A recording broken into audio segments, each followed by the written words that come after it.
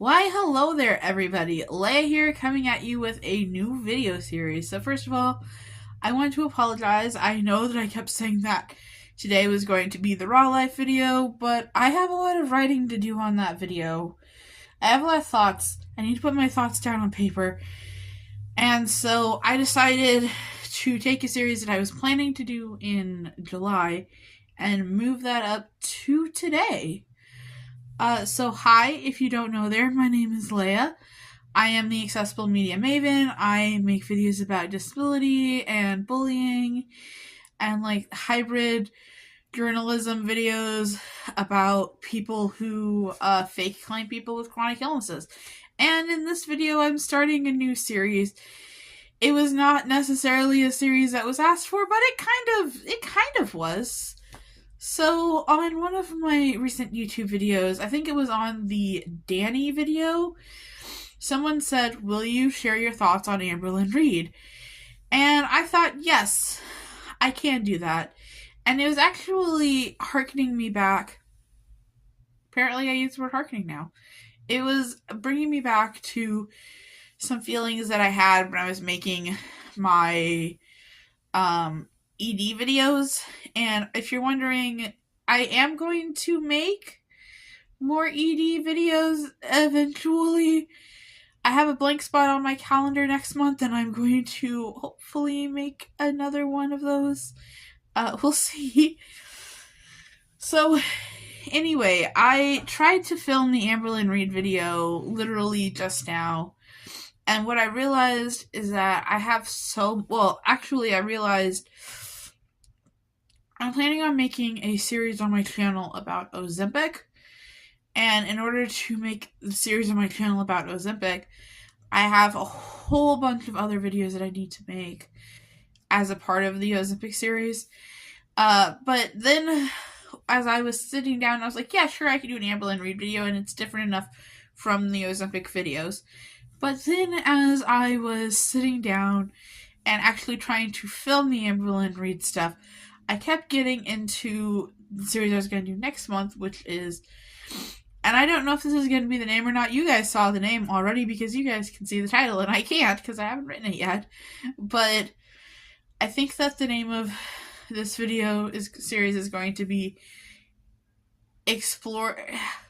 See, part of me wants to call it Exploring r/Girl World, but also it's not going to be limited to just the subreddit, so maybe it'll be called Tackling Antifat YouTubers or something. I will come up with a clever name. I will figure it out by tomorrow, since I am filming this on Tuesday. I'm going to edit it Tuesday night and post it Wednesday morning. Yeah, I'm a little behind.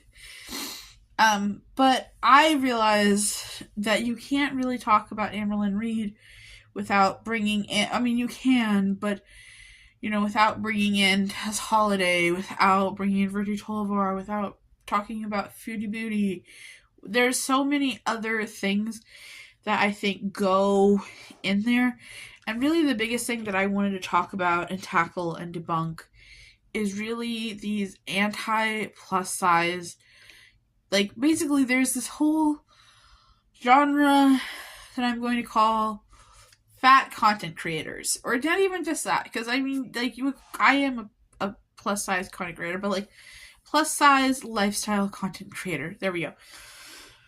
So, it's basically content creators, so I'm not just including YouTubers, and don't tell my friend Brad this, but I am also going to include, like, Lizzo and things like that, and content creator, kind of like the larger sphere, the larger universe, the plus size influencer universe. There we go, plus size influencer. That'll be what it's called. So there's the plus size influencer community, and then I think that you can't talk about the plus size influencer community honestly and openly and fairly without talking about the anti-plus size lifestyle community. And I know that it sounds like, when I say anti-plus size lifestyle, that it sounds like I mean like fitness people, and I don't have a problem with fitness people. I don't have a problem with people who are trying to meal prep. I literally, right to my left, have a whole bunch of Tupperware containers so that I can meal prep. So I am not someone who is against weight loss people, despite it being a fairly common thing in the ED recovery community to believe that all weight loss is bad, like all intentional weight loss is bad. I don't think that intentional weight loss is necessarily bad if you are open and honest and willing to talk about it, and willing to have the support and all that stuff. But what I'm talking about is like specifically like Alan Roberts, Obese to Beast. The chick from My Thoughts will probably offend you if she's even still making videos. Is her name Michelle McDaniel? I think it is. Greg Doucette. I have a whole bunch of thoughts in my brain of who they are. I wouldn't really put Abby Sharp in there, but she's an interesting one. Tell me if you want me to make a video about Abby Sharp. So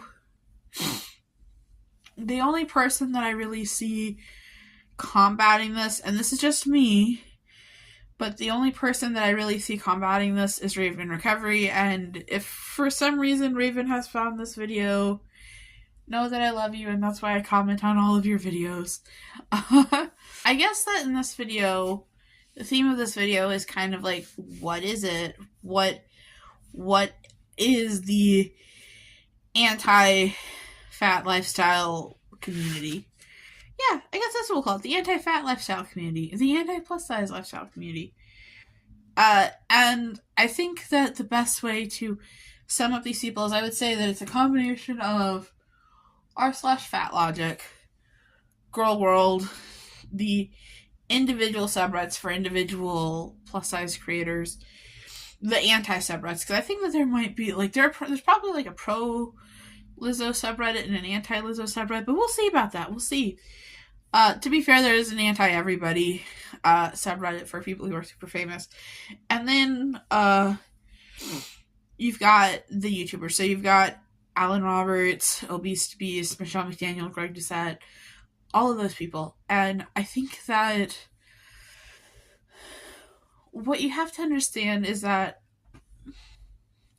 I go back and forth, and I'm going to talk about this, like, I felt uncomfortable and still do feel uncomfortable making YouTube videos about individual Redditors. I don't know about you, but when I read Reddit, I'm not really paying attention to the name of the person who commented. Whereas when I watch YouTube, like, when I go and, we'll talk about that in the Alan Roberts video, but, like, when I want to go and watch Alan Roberts stuff because my brain is not doing what it's supposed to, I go watch Alan Roberts. I haven't checked on Obese to Beast for a while. I know that he and Alan Roberts had, like, a big falling out over COVID. And I think that they also had a falling out over Obese to Beast trying to help Amberlynn Reed. That might not have been the biggest fallout. I think that might have just been a disagreement. I think that it's a little bit different to make a video about people who are making their entire lifestyle based off of bullying plus size lifestyle influencers. I think that that's a bit different than people who are shitposting on Reddit. So I will be making like a Who Is, like, because you guys know that I have my Who Is series for the Illness Fakers community, and I'm going to probably be coming out with the Who Is series for this series. And whereas the Illness Fakers series goes back and forth between who is and who was to understand the whole scope and the people who've died and all that, I think that the anti-fat lifestyle videos are going to go back and forth between who is and then a victim and who is and then a perpetrator. I think the thing that motivated me most to make this series wasn't just the Amberlynn Reed comment. I mean, that's definitely what kickstarted it and was like, oh, actually people would like to see this. But I think that really what motivated me is that when I was going through round 3 of my ED, so I kind of look at it as round 1 was, I'm going to say AA and BED instead of the actual names because I don't want to get this video kicked off of YouTube, but yeah, I kind of look at it as round 1 was AA, round 2 was AA, round 3 was AA, round 4 was AA, and then round 5 was just like BED, and then round 6 was BED. So I was going through round 3 of AA. I spent a lot of time listening to these creators. I watched every single Alan Roberts video like 4 times. I really enjoyed Obese Beast. I liked the Michelle McDaniel. Like, I liked this, and I think that it's just because we have such an obsession with thinking that the fitness influencer lifestyle is healthy, and let me tell you, it is not. When all I did was watch fitness influencer content, that was when I was the most sick with my mental health. That is literally the dark days of Leia's mental health, even darker than when I went through the second round of AA and I intentionally broke off a friendship in like a horrible way, because like that's what my brain was telling me to do. That's what my sick brain was telling me that I needed to do at that moment.